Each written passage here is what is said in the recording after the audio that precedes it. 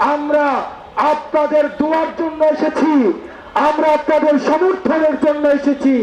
আপনারা যদি আমাদের পাশে থাকেন, আমরা বলতে পারি দুনিয়ার কোন জালেম আমাদেরকে রাস্তা থেকে উঠাতে পারে না। এই নীলফামারীর মানুষ সবসময় বঞ্চিত।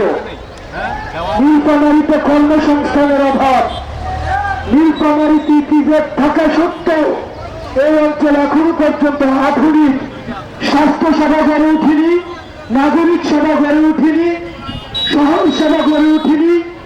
এখানের মানুষ চিকিৎসা সেবা থেকে বঞ্চিত, কর্মসংস্থান থেকে বঞ্চিত, নাগরিক সুবিধা থেকে বঞ্চিত। আমাদের এই বিষয়গুলো নিয়ে আমাদের জাতীয় নাগরিক পার্টির সম্মানিত আহ্বায়ক নাহিদ ইসলাম কথা বলবেন। আমরা শুধুমাত্র আপনাদেরকে বলতে চাই, আমরা আপনাদের দোয়ার জন্য এসেছি, আমরা আপনাদের সমর্থনের জন্য এসেছি।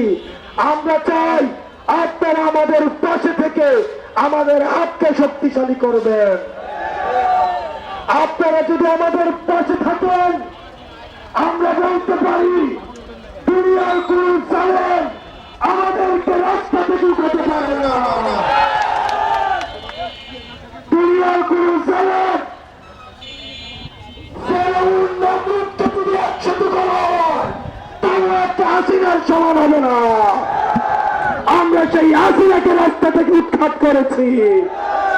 আমরা আপনাদেরকে সাথে নিয়ে এখন চাঁদাবাজদেরকে উৎখাত করব, দুর্নীতিবাজকে উৎখাত করব।